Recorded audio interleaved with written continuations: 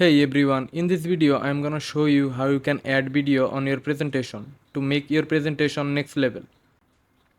First of all, open PowerPoint and go to your presentation and select the slide where you can insert the video.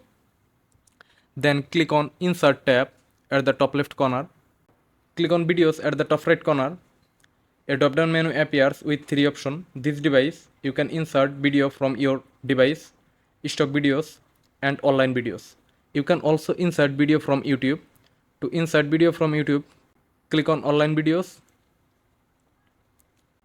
Now insert the YouTube video URL here.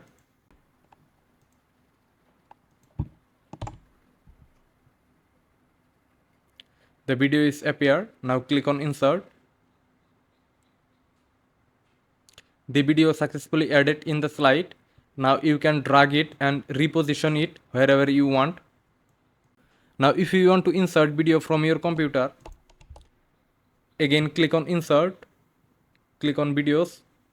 Now this time select this device. Now select the video file, then click on insert. Video is finally inserted successfully. Now you can reposition it and drag it like this. In this way you can insert video in your presentation and make your presentation another level.